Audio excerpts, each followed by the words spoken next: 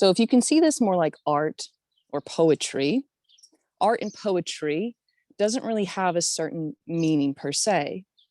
It's just an expression, or it can be a pointing to something.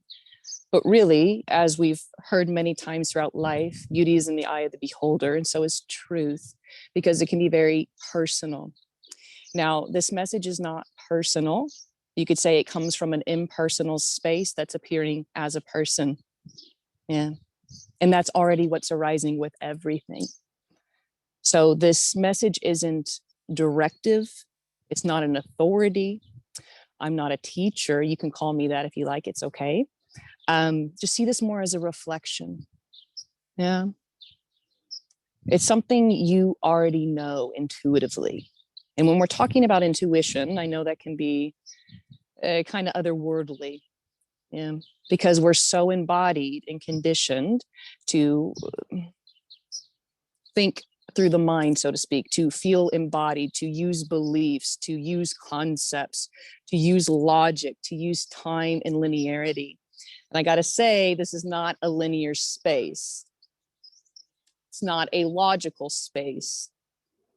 It will appear linear. It will appear to make sense.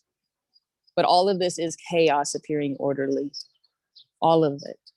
So there's no need to understand what I'm pointing to here, because what I'm pointing to here is everything already, whatever is arising, whatever is seeming to appear. And I say appearance because all of this is an appearance, including thoughts, emotions, the body, the trees, the phone, the laptop, whatever you're on, everything's an empty, full appearance. Yeah. Now, that can be harbored as a belief system. And most beings hold non-duality or this type of message on a mental plane, so to speak, as like a belief or a philosophy, as a way to be applied to your life.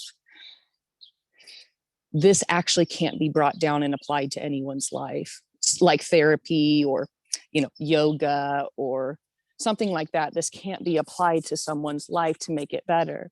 So this message isn't trying to sell you a better life, trying to make your life better. That would be therapy, of course. And there's nothing wrong with that, because as long as there is a sense of separation, as long as there's feeling you're in control, therapy makes sense. Duh. I mean, it totally makes sense, right? Yes. So there's nothing wrong with that.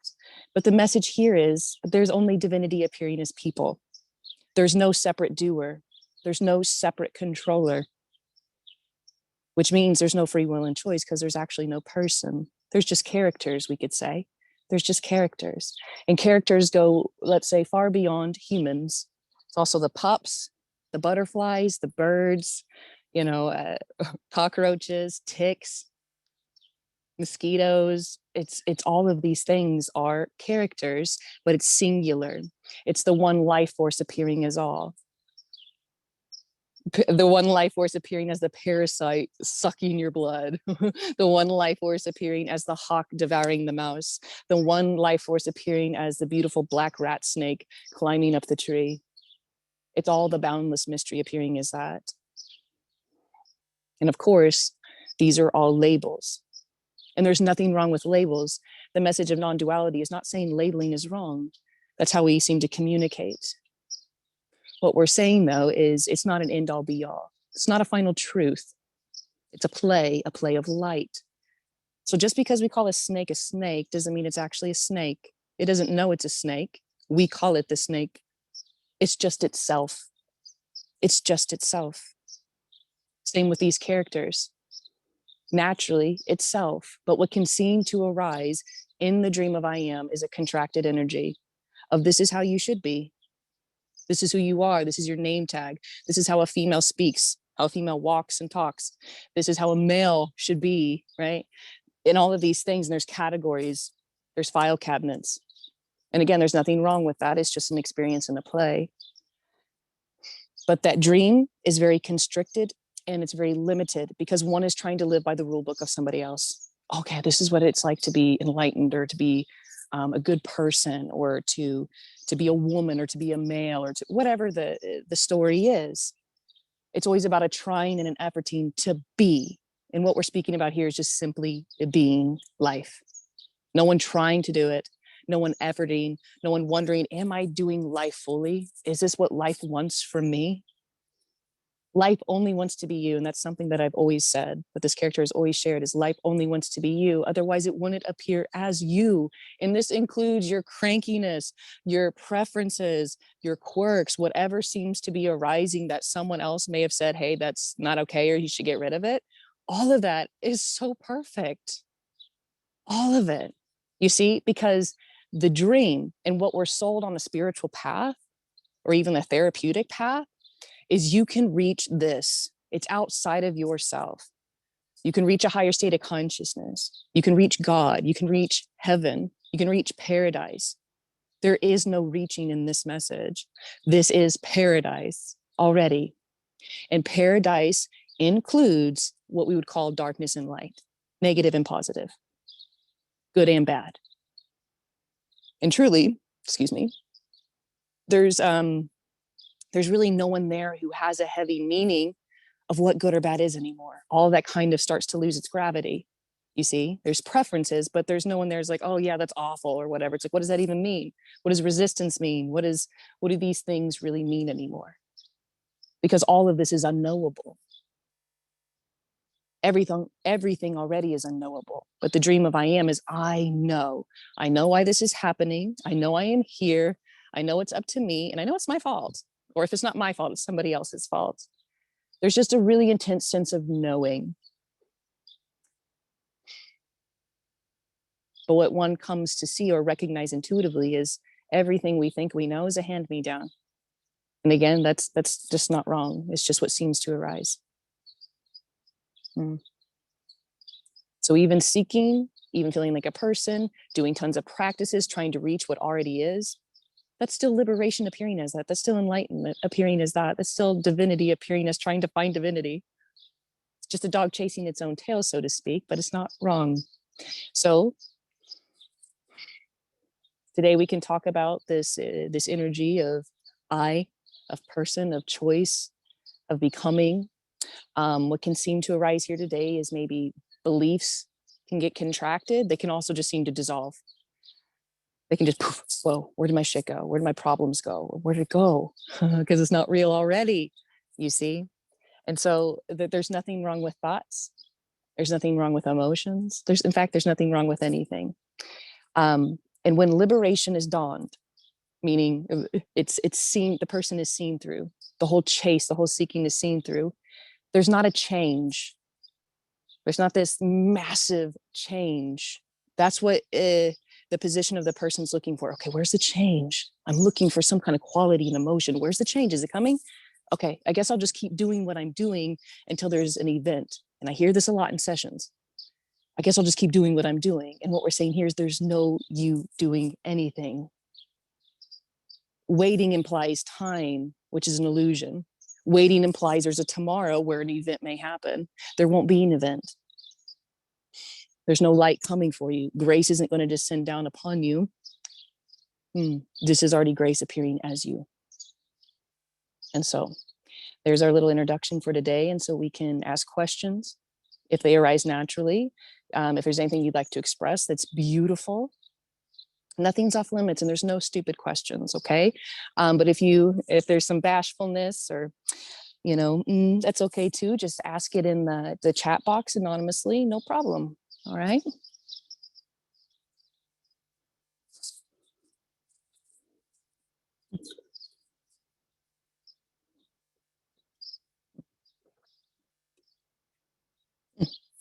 All right, we got a question from Liz, so I'm gonna start with that one.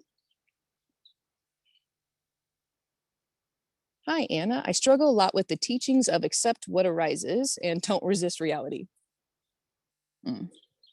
Because how do I know what is real versus my own illusions and lies that come from my perception and assumptions of reality? I create a lot of illusions and lies in my own head. So how do I know if I am just accepting my own illusions and delusions? A lot of what is arising is just a side effect of my own delusions. Even the now moment seems to include my own mental delusions.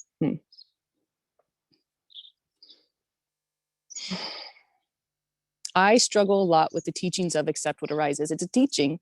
You can't accept what is. You also can't choose to resist it. So the teachings of acceptance and surrender are about someone believing they have free will and choice to do that. Hence the huge frustration. And in the story of Anne, I used to follow these teachings and I would get so frustrated. The frustration would arise. Why can I let this go? But so-and-so can do it so easily. Why can I not let this go? Okay, I'm just trying to accept. I'm just trying to accept. And it just felt like sandbags on the body because no one's asking you to do that but a teacher. See, naturally, everything's already accepted. Pain, pleasure, catalyst, whatever is arising, whatever you want to label what is, it's naturally accepted. Otherwise, it wouldn't be arising. This includes the appearance of seeking. This includes the appearance of mental commentary, thoughts, emotions. It's already accepted. Otherwise, it wouldn't be appearing. What we're literally saying here is there is no free will. The teachings of acceptance and surrender are talking to a person as if they're holding on to something and they can choose to let it go. And they make beautiful bumper stickers and t-shirts. But if we could all truly accept and let it go, wouldn't we? Wouldn't that happen? Wouldn't that arise? You see, this is already perfect. This message is totally yin and yang already, saying if there's a thought form, you're not thinking that thought form. If there is an emotion, you're not feeling or choosing that emotion to arise. It's all spontaneous. I like to use the analogy of fireworks in the night sky. They're just arising and poof, poof. Some are tiny. Some are little duds that don't even make it, Some are boom, huge, but they collapse into the void, the absolute abyss of nothingness. In fact, thoughts themselves and emotions themselves are nothing. They're wonderfully nothing. They have no substance to them, but they seem like there's substance. And those teachings seem like they're very, very powerful when there's a person there who feels separate and is coming from the position that they need to do something. So the position of the person is always, I need to do something first. What must I change? Because it's always living in that cause and effect. If I do this, then this will come forth. And we're saying that's just a game. It's just a dream. You don't need to do anything. This is already harmony appearing. But that struggle for the person is trying to make its life better. That's why it's allured by those teachings, seemingly.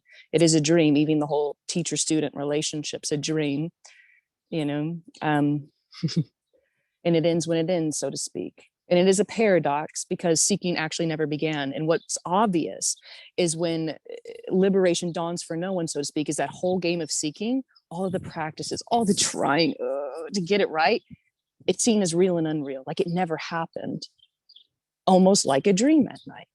So you can recall it, there can be some residual energies, but it's seen as ephemeral, seen as transient. But you're right, what we're calling even the now will seem to be diluted by personal identity if there's someone there trying to micromanage and control. And what we're really saying here is there is no control. All right, I got a message here. Where can we hear your interview with Will last Wednesday? I missed it. Yes, I wasn't the host for that, so I don't have access to the recording yet. Will is supposed to be sending it to me once he's got it edited, but I do know he's on a trip. He was supposed to be out of town for like a week or something like that. So as soon as I get it, I will post it to Patreon, okay? Now, Liz, if you want to go deeper, feel free to chat more in the chat box or unmute yourself. But I'm going to move on to the next one, okay?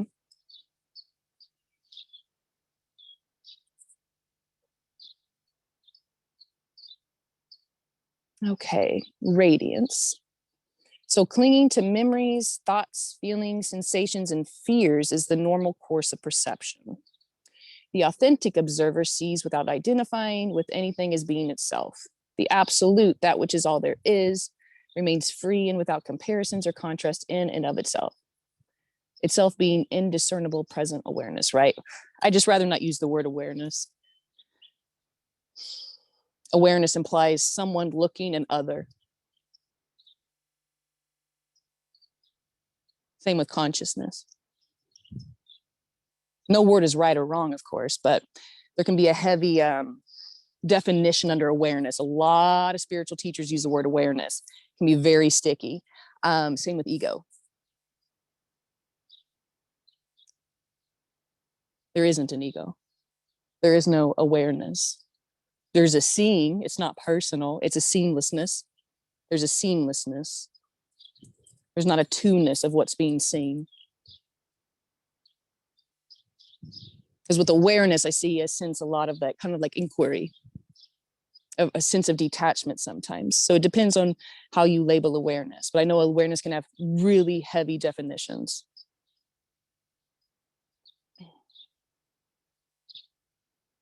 But there is seeing. No one sees, though.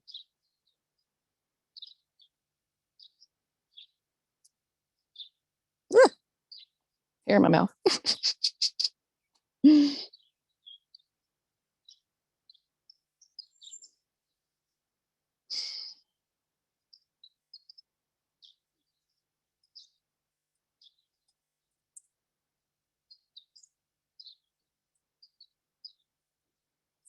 Yeah, because what you find out with self-inquiry is, you're left with not knowing what's looking, kind of a thing. It's kind of a detachment. There's still like a knowing, right? In a sense of awareness or observation, pulling back, which can feel liberating, which can feel enlightening, because you're pulling back. And this message, is totally being in the world and not of it. No one's trying to observe, accept, or there's none of that kind of oscillation, forcing kind of thing going on. It's just a seamlessness naturally. Thoughts can arise, emotions can arise. No one's really interested. Nor is there any kind of idea of, okay, I need to watch that now. Watch that thought, watch that emotion, watch that belief. There's none of that going on, because I like to see that too as almost like micromanaging kids or babysitting children that are not yours. They're just spontaneously arising. But self-consciousness, self-awareness will arise when there's a sense of separation, and it's very vigilant. It's hyper vigilant. Oh, thank you so much. Thank you. Patricia, go ahead. Oh, okay. I think you already answered it. So do you have do your realizations, understandings change? Are they changing all the time? No. Okay, see, it's so much I don't understand. No, it's okay. It's okay. So if like beliefs and perceptions are changing, there's a person there that's flipping things. It can seem that way, right? That's why like spirituality and therapy can seem really alluring and powerful, because if I change my beliefs, I could change my perception and have a new experience. Yeah, that's still the gambit. Realization, same thing as beliefs.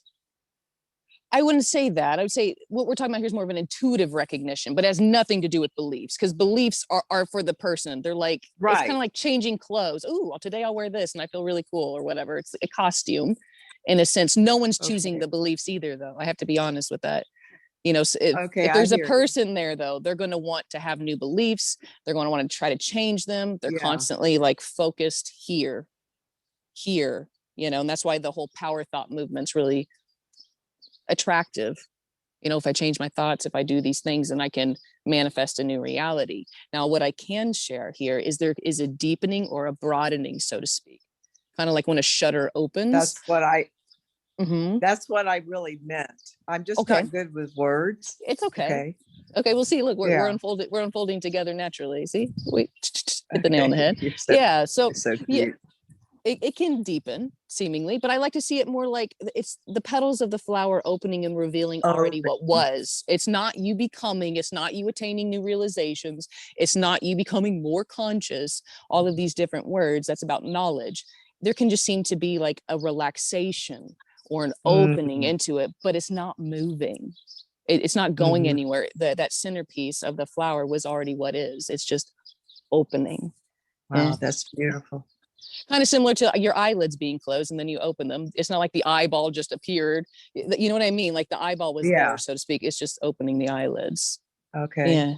It's already Awesome. was. It already was. It already Yeah. is. Yeah. It Yeah. just, when it seems like the person's there, it's like a shroud, or it's like the eyelids in a sense. It is one thing though. It's all oneness. Like, so like in the spiritual paradigm, it's like the eyelids are the ego, and oh my God, we got to annihilate the ego because can't be part of the whatever. It's all one beautiful magical mystery. The eyelids, the eye, the body, everything is this magnificence appearing as that. It's not something you add on. Yeah. Awesome. Mm. Thank you. Yeah. Beautiful. Yeah. Thanks, Patricia. Mhm.